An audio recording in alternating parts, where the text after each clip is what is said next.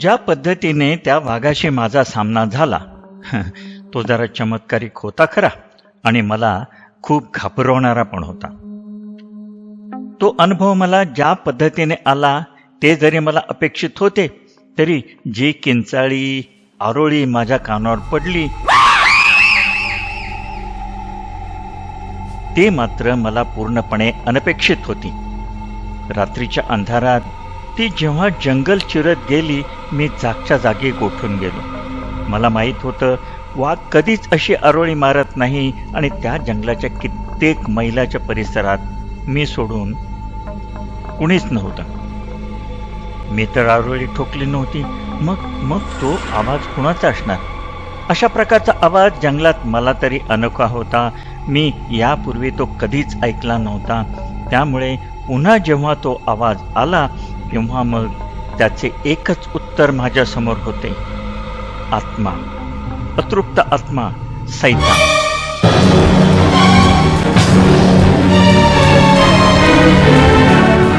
तुम्ही गोंधळला असाल ना? तर मी आता तुम्हाला सविस्तर ती गोष्ट सांगतो.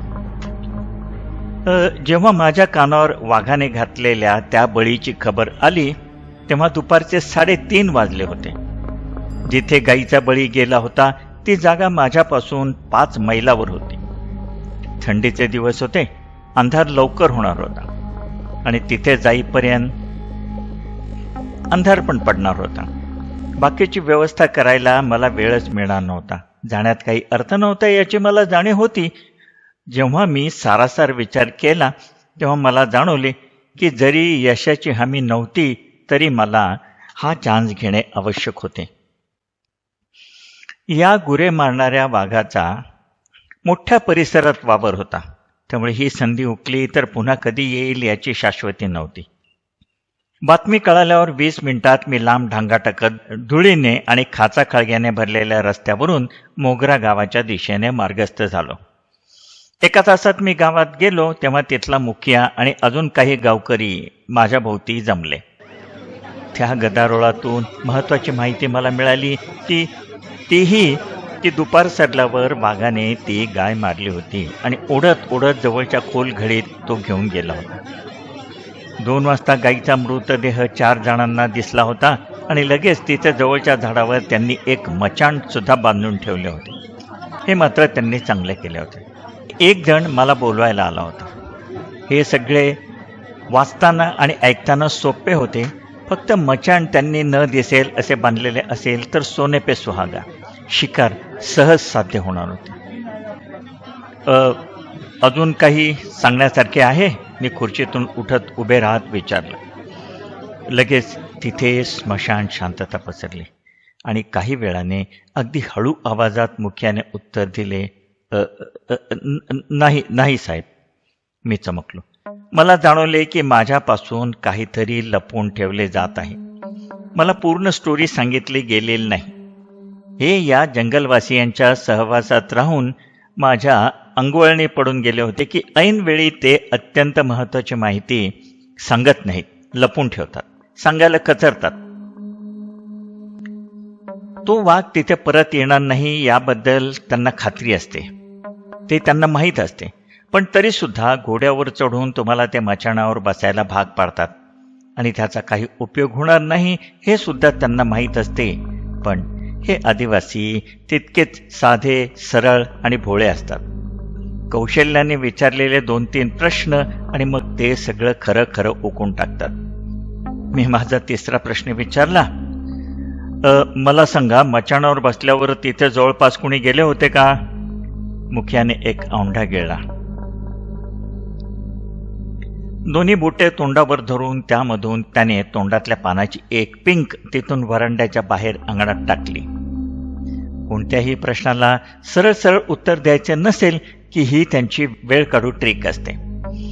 इथे जर तुम्ही साम दाम दंड भेद पैकी योग्य मार्ग वापरला नाही तर तुम्हाला ते उत्तर खचित मिळत नाही.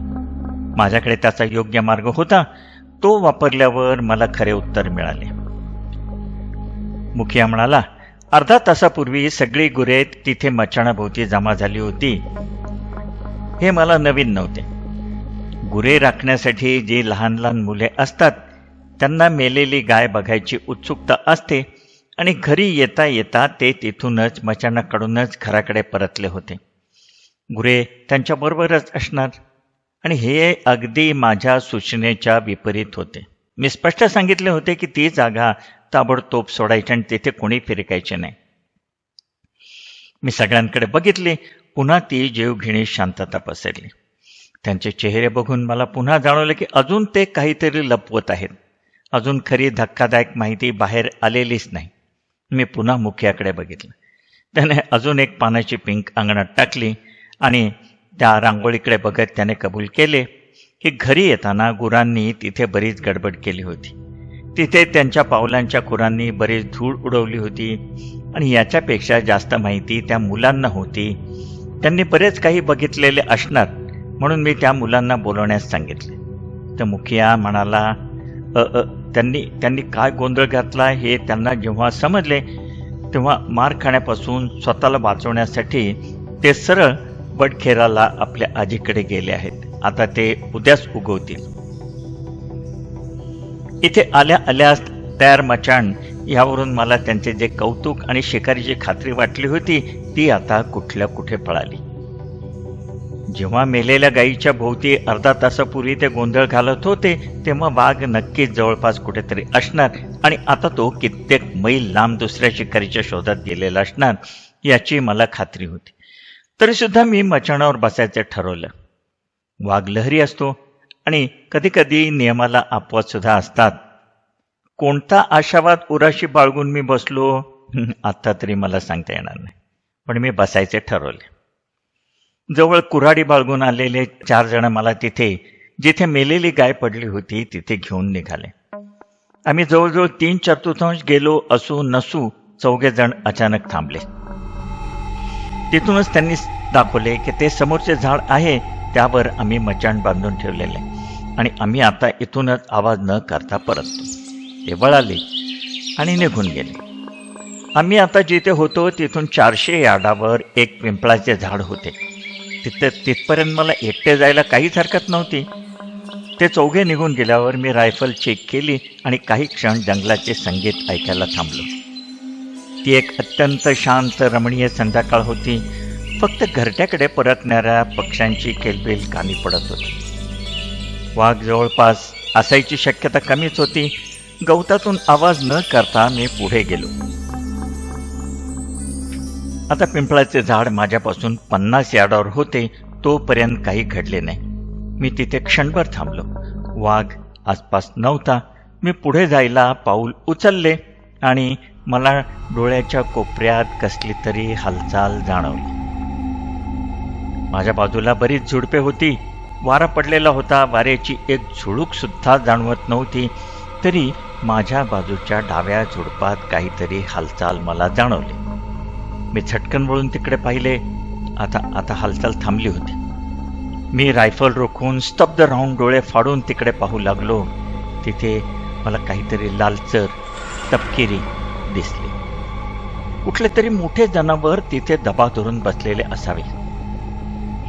आता मी माझ्यावर हल्ला होणार या अपेक्षित होतं, पण तिथे मला पुढे काही हालचाल दिसली नाही. पळवणारी शेपटी, हलणारे कान, काहीच नाही. मी अजून लक्षपूर्वक पाहिले आणि मला ते दिसले. काळे नाक आणि आकाशाकडे वाचलेले पांढरे डोळे. मी सावधपणे पुढे जाऊ लागलो. ती पडलेली वस्तू माझ्या अगदी पायापाशी येईपर्यंत आता माझ्या पायाशी एक वासरू मरून पडले होते. त्याची मान विचित्र पद्धतीने मोडलेली होती. त्यावर वाघाच्या सुळ्याची निशाणी होती. अच्छा, तर ही गोष्ट मुखियाने शेवटपर्यंत माझ्यापासून लपून ठेवली होती. तर त्याने सांगितलं एकच गाय मारली होती. मग हे वासरू? सर्व वाघ हे बळकट, भक्कम आणि शक्तिमान असतात. त्यांचा बळी हा कळपातील सर्वात धष्टपुष्ट गाय असायला हवी होती. अर्थात समोर पडलेल्या वासराचा आकार हा माझ्या दृष्टीने नगण्य होता. ते महत्वाचे नव्हते. वाघ मी आलो तेव्हा बहुतेक वासराला ओढत असावा. माझ्या येण्याने तो अस्वस्थ झाला. त्याने वासराला सोडलं होतं. माझ्या अंदाजाप्रमाणे इथेच वाघाने कळपावर हल्ला केला होता. हे वासरू त्याचा दुसरा बळी असायची शक्यता होती.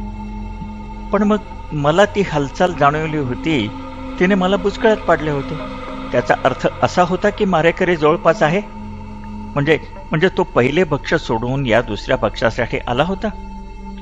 तिथली जमीन कठीण होती, त्यामुळे कोणतेही पगमार्क्स तिथे दिसायची शक्यता नव्हती.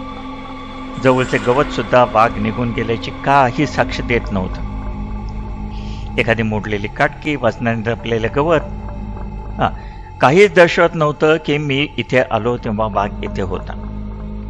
खालची गरम हवा वर जाताना कदाचित ते झुडूप हल्ले असेल. कदाचित एखादा छोटासा पक्षी जो माझ्या नजरेतून सुटून गेला त्याच्या पंखाने ते हल्ले असेल.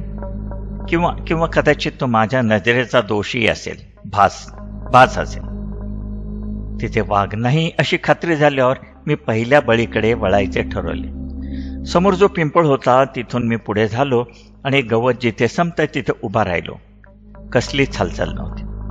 वाघ गाईची हाडे फोडत असल्याचा आवाज होता. सर्वत्र शांतता. मी अजून थोडे पुढे गेलो. मला झाडावर मचाण दिसले.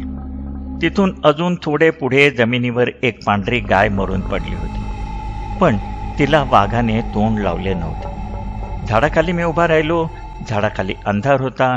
काही चुकार पक्ष्यांचे आणि काही सिकाडा नावाच्या कीटकाचे आवाज सोडले तर बाकी सगळे शांत होते. गाय पडली होती, त्याच्या बरोबर वर मचाण होतं आणि तिथून 80 यार्डावर वासरू मरून पडले होते. एक मचाण आणि 2 दिशांना 2 बळी.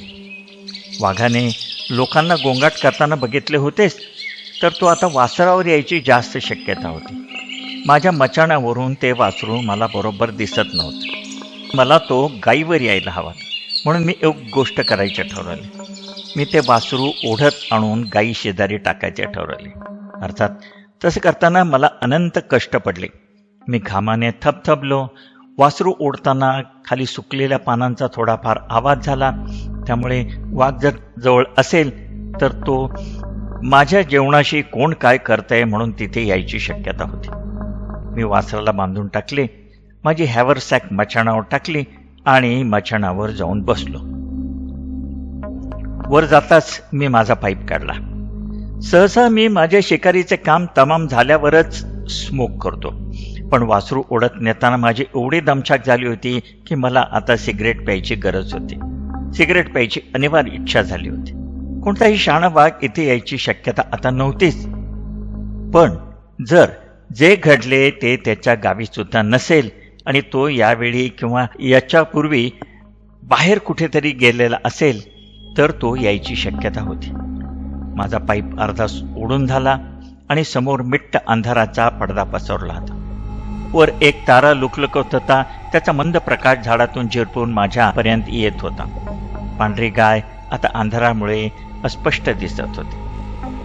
अचानक मी माझा पाईप विजून बाजूला ठेवला. मी शिकारीला आलो असल्याच्या प्रेरणेने माझा ताबा घेतला. मी विचार करू लागलो, मला का वाटत होते वाघ येईल म्हणून. वासराला ओढत नेताना आवाज झाला होता. मी दोन्ही बळी एकत्र बांधून ठेवले होते.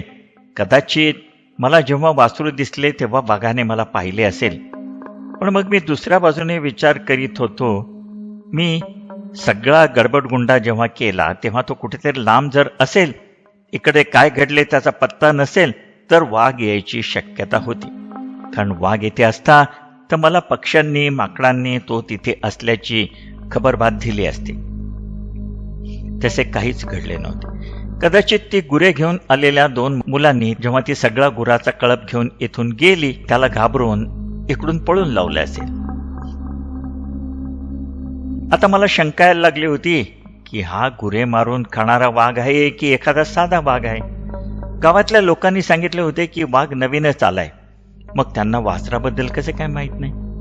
कदाचित तो नुकताच जखमी झालेला सुद्धा एखादा वाघ असेल आणि जे भक्ष्य सहजासहजी मिळते त्याच्या शोधात तो इकडे आलेला असेल. मला तिथून पांढऱ्या गाईचा धुसर देह दिसत होता. माझे मचाण बरीच खाली होते. एखाद्या वाघाला उडी मारायची सुद्धा गरज पडणार नव्हती. इतके पंजाच्या एका फटक्यात तो मला लोळू शकला असता. मला अजून वर जावेसे वाटू लागले, पण आता हालचाल करणे योग्य नव्हते. वाघ आवाज न करता येतो. आता जर तो आला असेल आणि माझ्याकडे बघत असेल तर हालचाल करून मी माझ्या अस्तित्वाची त्याला जाणीव करून देण्यासारखे होते. त्यापेक्षा शांत बसून राहणे चांगले असा विचार करून मी बसून राहिलो. खाली सुकलेला पालापाचोळा होता. तो आला तर मला पानांचा आवाज येणार होता. आता बऱ्यापैकी थंडी वाजू लागली होती. ती हवा आणि माझे उलटे सुलटे विचार यांनी मला हुडहुडी भरली. मी हॅवरसॅकमधून थर्मास काढून थोडी कॉफी प्यायलो. मला जरा बरे वाटले आणि मी पुन्हा जंगलाचे आवाज ऐकत बसून राहिलो. लांबून गावाच्या दिशेने मला हलके आवाज येत होते. कुठेतरी कुत्रे भुंकत होते. गुराच्या गळ्यातल्या घंटा किणकिणत होत्या. माझ्या आजूबाजूला मात्र नित्याचेच आवाज येत होते.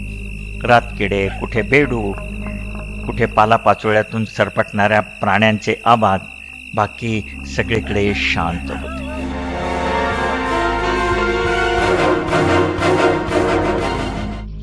आता मध्यरात्र उलटून गेली होती. चांगलाच गारवा हवेत पडला होता.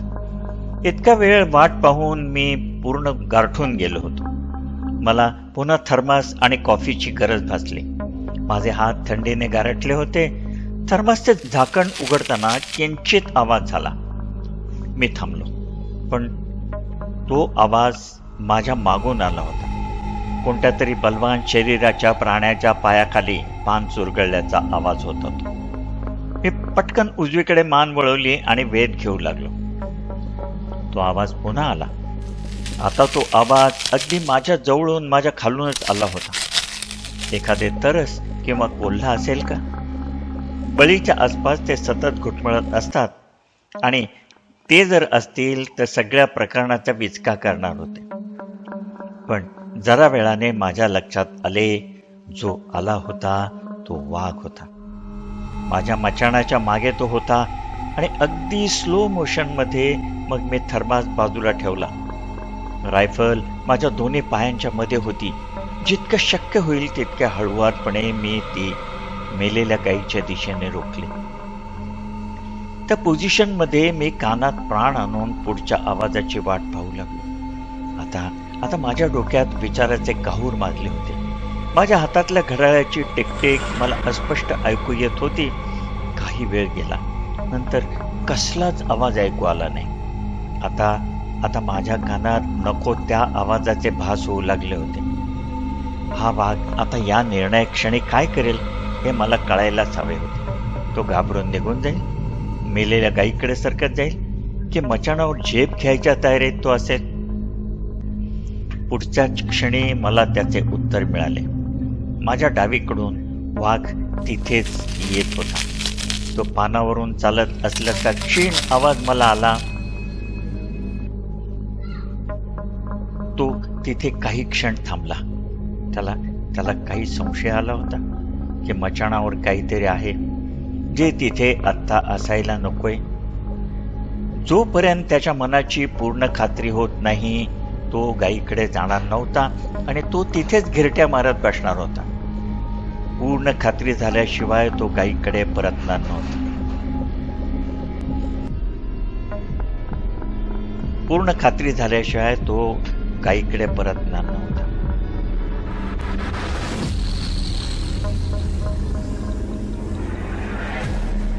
माझ्या रेडियमची डायल तेवढीच मला अंधारात दिसत होती. बाकी सर्वत्र काळाकुट्ट अंधार होता. आमच्या दोघांमध्ये एकमेकांना आजमावायचे द्वंद्व चालू झाले होते. तो माघार घेत नव्हता, मी माघार घेत नव्हतो. त्याची खात्री झाल्याशिवाय तो हटणार नव्हता. मी माझे स्नायू अकडून स्तब्ध होतो. माझे स्नायू दुखून आले होते आणि कुठेतरी हालचाल करायची प्रबळ इच्छा मला होत होती.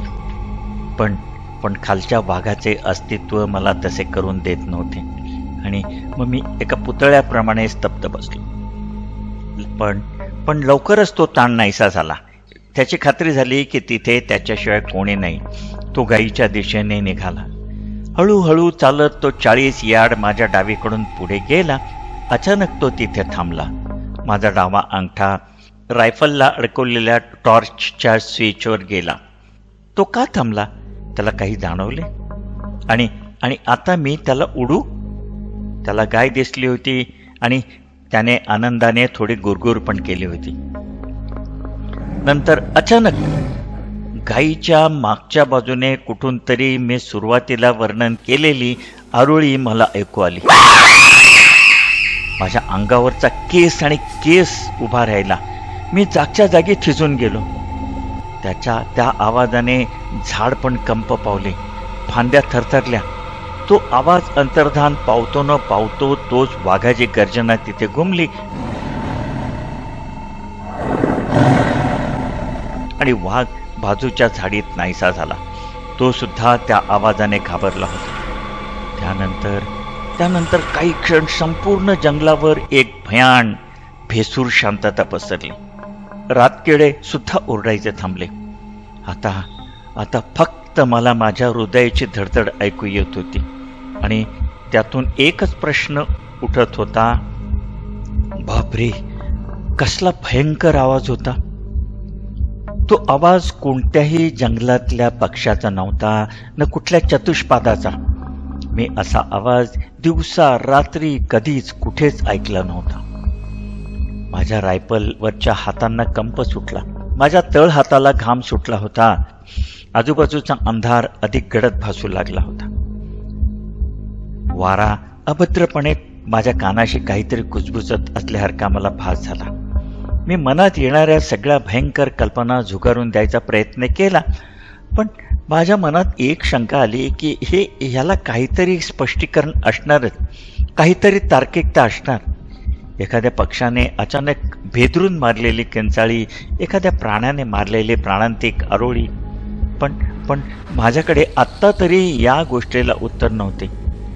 माझ्या कल्पनाशक्तीचे तारू शिडात घोंघावणारा वारा शिरल्याप्रमाणे सुसाट सुटले होते. ते एखाद्या पिशाच्चे असू शकेल, सैतान. जंगलातल्या मी इथल्या स्थानिक लोकांना कित्येक अंधश्रद्धांना खत पाणी घालताना बघितले होते आणि त्याचेच हे पिशाच्च, सैतान हा प्रकार होता. कदाचित त्यांच्याकडे याचे उत्तर असू शकेल. माझ्याशी बोलताना ते थोडेसे चाचरतच होते आणि काही गोष्टी माझ्यापासून लपवून ठेवत होते. त्याचा या गोष्टीशी तर संबंध नसेल ना? माझ्या आजूबाजूला मला आता सैतानी आकार दिसू लागले. हलणाऱ्या फांद्या वेगवेगळे अकराळ विकराळ आकार घेऊ लागले. लांब कुठेतरी सांबराचा कॉल ऐकू आला. मला अजून एक कॉफीचा कप हवा होता. तो मी प्यायलो आणि मला जरा दिलासा मिळाला. हे काय आहे याचे उत्तर शोधून काढायलाच हवे. कदाचित उद्याची प्रसन्न पहाट याचे उत्तर घेऊन येईल. त्याचे उत्तर कदाचित अगदी साधे सोपे असेल आणि ते उत्तर मिळताच मलाच लाज वाटेल की आपण एवढे का घाबरलो, एवढे महत्त्व का या गोष्टीला दिले. मला पुन्हा पाईपची तल्लफ आली. ते पेटवताना काडीपेटीची काडी मी पेटवली. पाईपचा झुरका कॉफीच्या चवीला पूर्णत्व देणार होता. मला एकदम गळाल्यासारखे झाले. पाईप विझवल्यावर मी आता झोप काढणार होतो. वाऱ्याने मी पेटवलेली पहिली काडी दुष्टपणे विझून टाकली. दुसरी मी हाताची ओंजळ करून पेटवली, पण तिची माझा पाईप पेटवण्यास मला काहीच मदत झाली नाही. कारण जसा तिचा प्रकाश पडला, पुन्हा एकदा ती आरोळी अंधाराचे आणि माझे काळेज चिरत जंगलात घुमली. ती जितक्यात झटकन सुरू झाली होती तितक्या झटक्यात विरली होती. पुन्हा स्मशान शांतता. आणि त्या शांततेत मग मला अस्पष्ट कुठेतरी गुदमरल्यासारखा आवाज माझ्या कानावर पडू लागला. त्यानंतर अजून एक नवीन आवाज कानावर पडला. कुणीतरी प्रचंड भयापोटी हुंदके देत असल्याचा आवाज. तो आवाज अंदाजे मचाण्याच्या समोरून 50-60 यार्डावरून येत होता. पण आता माझी खात्री पटत चालली होती की हा आवाज कोणातरी जिवंत हाडामासाच्या प्राण्याचा आहे. अजून 10 मिनिटे गेली आणि माझी खात्री होत गेली हा आवाज ओळखीचा वाटतोय. मग मी शांतपणे विचार करू लागलो. मी मान हलवली. डोळ्यावरची झापट उडवण्यासाठी डोळ्याची उघडझाप केली. मी त्या जंगलात एकटा होतो.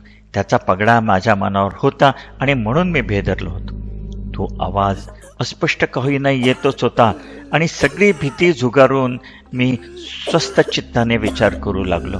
त्या आवाजाचा वेध घेऊ लागलो. तशी माझी खात्री पटत गेली. तो एखाद्या मुलाचा मरणांतिक भयातिरेकाने केलेलं रुदन होतं. 10 सेकंद गेले. तो आवाज आता अधिक अस्पष्ट होत होता. क्षणभर मला वाटले खाली उतरावं आणि पायी चालत आजूबाजूला शोध घ्यावा. पण जिथे वाघाने घेतलेला बळी पडला आहे तिथे हे असलं धाडस जीव घेणे ठरले असते. मी माझे दोन्ही हात तोंडाभोवती धरले आणि जोरात ओरडलो, कोण आहे तिकडे? एक भेदरलेल्या आवाजात उत्तर आले आणि एक अस्फुट आवाज आला. मला खात्री पटली, हा भूत पिशाचाचा आवाज नसून हा मानवी आवाज आहे. पुढच्याच क्षणी मी मचाणावरून खाली उतरलो. हातातल्या स्पेअर टॉर्चने आजूबाजूला प्रकाश टाकीत सावधपणे मी पुढे जाऊ लागलो. मला आता काय दिसणार याची मला खात्री पटू लागली होती. फक्त मी केलेला उशीर कदाचित अजून काही वेगळे समोर आणायची शक्यता होती. हुंदक्याच्या आवाजाचा मागोमाग घेत मी एका लांटाण्याच्या झुडपाजवळ आलो. प्रकाशाचा झोत इकडे तिकडे फिरवता फिरवता झुडपाच्या एका फटीतून मला दिसले एक भयाने पांढरापटक पडलेला, डोळ्यातून पाणी वाहत असलेला, विस्फारलेल्या डोळ्याच्या मुलाचा एक चेहरा. जीर्ण फाटलेला सदरा आणि गुडघ्याला कच्च मिठी मारून भीती आणि थंडीने तो थरथरत होता. मी त्याच्या शरीरावरून प्रकाश टाकला. नशिबाने त्याला डोक्याला थोडी जखम झाली होती. बाकी कुठेही त्याच्या अंगावर जखम नव्हती. मी त्याला हात दिला. तो अडखळत झेलपटत झुडपाच्या बाहेर आला. थोड्या वेळात मी त्याला घेऊन मचाणावर चढलो. मी त्याला माझे ब्लँकेट दिले. त्याने ते अंगाभोवती लपेटून घेतले. मी त्याला 1 कप कॉफी प्यायला दिली. त्याने जरा तरतरी आल्यावर त्याने मला सांगितले की त्याचे नाव बाली आणि जी वाघाचा हल्ला झाल्यानंतर जी 2 मुले पळून आपल्या आजीकडे गेली असे मला गावकऱ्यांनी सांगितले होते त्यापैकी तो एक होता. त्याने सांगितलेली कथा अशी, जेव्हा गुरे उधळली तेव्हा त्यातला एक राजा नावाच्या बैलाने त्याला उडवले. तो डोक्यावर पडला आणि त्याची शुद्ध हरपली. तो जेव्हा शुद्धीवर आला तेव्हा त्याचे डोके दुखत होते. सगळीकडे अंधार पसरत चालला होता. घाबरून त्याने वाघाच्या भीतीने लांटानं झोडपात दडी मारली. मी आलो हे त्याने बघितले होते. मी वासरू ओढत नेले हेही त्याने बघितले होते. पण बाहेर यायची त्याला भीती वाटली, कारण वाघाचे भूत त्याच्या मनावर स्वार झाले होते. त्याच्या बोलण्यात मला जरा विसंगती जाणवली. पण नंतर जेव्हा वाघ आला तो तिथे लपला होता. त्याच्या अगदी जवळच उभा राहिला. गाईला बघून त्याने आनंदाने एक चित्कार केला. तोही याने ऐकला. त्याला वाटले तो वाघ त्याच्यासाठीच आलाय आणि त्याच क्षणी त्याच्या मुखातून ती पहिली आरोळी बाहेर पडली. मी त्याला विचारले, मी जेव्हा मचाणावरून कोणी आहे का असे विचारले तेव्हा त्याने का उत्तर दिले नाही. तर तो म्हणाला, मला वाटले तुम्ही वाघ आहात. वाघ आणि मी? हो. सगळे सांगतात वाघ त्याला हवे तो आकार घेऊ शकतो, हवा तसा आवाज काढू शकतो. त्याने मला बघितले आणि तो झाड बनला आणि तो मला बोलावत आहे असे मला वाटले. मी त्याला सांगितले नाही की तोच काय.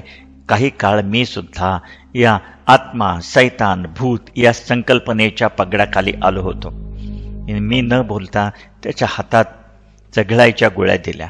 मचाणावर खोकला येऊ नये म्हणून मी नेहमी माझ्यासोबत त्या गोळ्या ठेवत असे. बाली आता बऱ्यापैकी सावरला होता. गोळ्या चघळता चघळता त्याला खूप बोलायचे होते, पण मी त्याला शांत राहायला सांगितले. मला आता विचार करायचा होता. बाली गोळ्या चघळता चघळता आवाज करीत होता, पण मी त्याला तसे करू दिले. विचार करता करता मला डोळा लागला. खर्जातल्या एका गुरगुरण्याच्या आवाजाने मला जाग आली. वाघ आला होता. आता पहाट होत आली होती. पहाटेचा थंडगार वारा सुटला होता. मला प्रथम वाटले मला तो स्वप्नातच आवाज ऐकू आला होता. पण तो आवाज पुन्हा आला. बहुधा तो आता खूप भुकेला होता आणि आता त्याला भुकेपुढे कशाचीही पर्वा नव्हती. मी रायफल हातात घेतली. तेवढ्यात मला बालीच्या अस्तित्वाची जाणीव झाली. मी त्याला विसरलो होतो. हलक्या हाताने त्याला उठून मी त्याला वाघ आल्याची खूण केली आणि शांत आवाज न करण्याबद्दल खुणावले. आता वाघ उजवीकडून जलद गतीने येत होता. त्याला असं वाटत होतं की त्याला आता कोणीही थांबू शकणार नाही. तो आता सुकलेल्या पानावरून चालत होता. अजून थोडा प्रकाश असता तर मी त्याला बघू शकलो असतो. पण पण पहाट व्हायला अजून 1 तास बाकी होता. दमदार पावले टाकीत तो येत होता.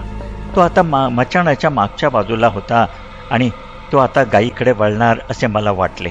पण तो गायीकडे वळला नाही. तो सरळ गेला आणि डावीकडे वळला. तिथे गेल्यावर तो थांबला. सुकलेल्या पानांचे आवाज बंद झाले. तो का थांबला मी काही सांगू शकत नाही. पण कुठेतरी काहीतरी बिनसले होते हे मला जाणवले. त्याच्या मनात काय आहे? खरे तर मी किंवा बाली दोघांनीही अजिबात हालचाल केली नव्हती किंवा आवाजही केला नव्हता. नंतर मला काही आवाज येऊ लागले. सुरुवातीला अस्पष्ट, मग स्पष्ट. हाडे फोडल्याचे आवाज. गाय आणि वासरू तर समोर होते. मग हा तिसरा बळी?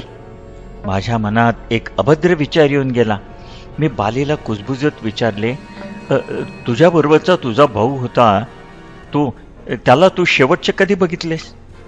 डोके माझ्या दंडाला टेकून तो कुजबुजला, जेव्हा गुरे उधळली तेव्हा मी गोपाळला पळताना बघितले, पण त्यानंतर मला काही तो दिसला नाही. मला माझाच राग आला. मी खरे तर हा प्रश्न खूप अगोदर विचारायला हवा होता. पहाटेच्या वाऱ्याच्या झुळकेबरोबर तो आवाज पुन्हा आला. माझ्या पोटात उन्मळून आले. उत्तर सोपे होते. आमच्यापासून जवळच वाघाचे उदरमभरणम चालू होते. अनाहूतपणे मी वाघाला त्याच्या पहिल्या नर बळीकडे पाठवले. मी ते थांबू शकलो असतो. मी बालीला शोधल्यानंतर त्याच्या भावाचा गोपाळचा शोध घ्यायला हवा होता. मी किती गाढवपणा केला होता. मी मचाणावर येऊन बसलो होतो. नरभक्षकाचा उदय असाच होतो. गोपाळ त्याच्या वाटेत अनाहूतपणे आला असणार आणि एका तडाख्यात त्याने त्याला ठार केले असणार. मी मूर्खपणे त्याला गाय आणि वासरू यांच्यापासून वंचित ठेवले आणि अनायसे त्याला तिकडे जाण्यास भाग पडले.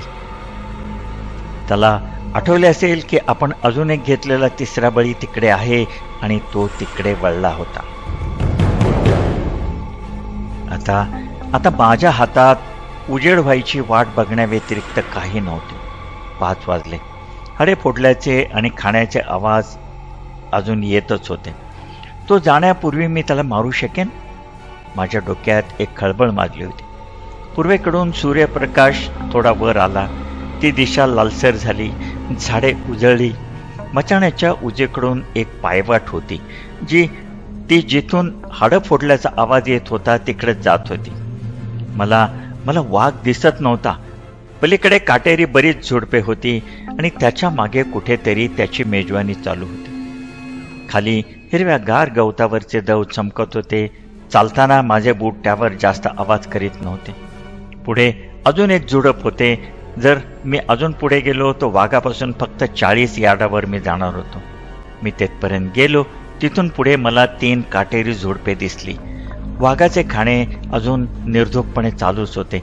याचा अर्थ त्याला कुठेही कसलाही संशय आला नव्हता. कमालीची सावधानता बाळगत मी 3पैकी एका झुडपाजवळ गेलो. तिथून मला आता दुसऱ्या झुडपाकडे जायचं होतं. मी तिथे गेलो. तिथे पोचल्यावर मी थांबलो. सावधपणे रायफल चेक केली. तिसरे झुडूप माझ्यापासून 10 यार्डावर होते. तिथे बरेच काटेमाल दिसले आणि वाघ पण दिसला. माझ्यापासून 40 यार्डावर तो होता. तो पोटावर बसला होता आणि त्याचे खाणे चालू होते. त्याचे तोंड माझ्याकडेच होते. मी झुडपामागून जर थोडा बाहेर आलो तो लगेच मला बघू शकणार होता. माझी नजर त्याच्यावर खिळलेली होती आणि तीच माझी चूक झाली. बहुधा माझ्या नजरेच्या टेलिपथीने त्याला जाणवले होते की त्याच्यावर कोणीतरी नजर ठेवून आहे. तो गुरगुरत उभा राहिला. त्याने सरळ माझ्याकडे पाहिले. खाणे खात असलेल्या वाघाकडे बघवत नाही. हे दृश्य तुम्हाला विचलित करू शकते आणि आयुष्यभर तुम्ही ते विसरू शकत नाही. तो अतिशय क्रूर दिसत होता.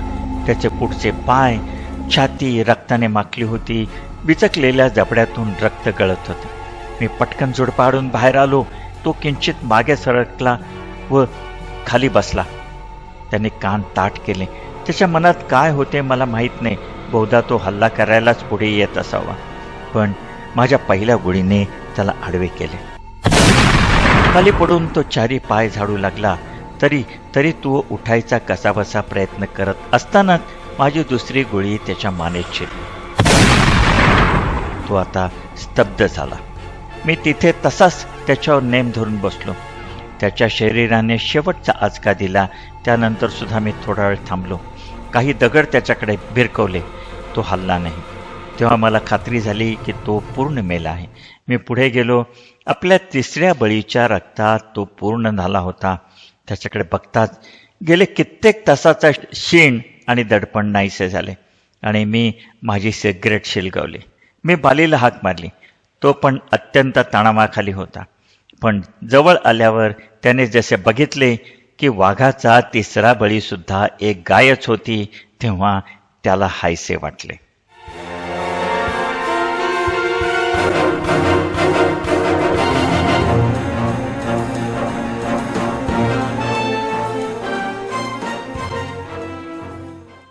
मित्रांनो, एक छोटीशी विनंती. माझ्या कथा तुम्ही मनापासून ऐकता, त्यावर भरभरून प्रेम करता, यासाठी मी तुमचा मनपूर्वक ऋणी आहे. पण अजूनही अनेक मित्र कथा नियमित ऐकतात, मात्र चॅनलला सबस्क्राईब करत नाहीत. तुमच्यासाठी तो फक्त एका क्षणाचा क्लिक आहे, पण माझ्यासाठी तो नवीन ऊर्जा, नवे प्रयोग आणि अशाच दर्जेदार कथा तुमच्यापर्यंत आणण्याची प्रेरणा आहे. म्हणून जर अजून सबस्क्राईब केलं नसेल तर कृपया आत्ताच सबस्क्राईब करा आणि बेल आयकॉनही दाबा. तुमच्या प्रत्येक सबस्क्राईबमध्ये माझ्यासाठी एक नवी कथा दडलेली आहे. मनापासून धन्यवाद. लक्षात ठेवा, तुमच्या एका सबस्क्राईबमुळे जंगल लोरच्या प्रवासात एका नव्या कथेचा जन्म होतो.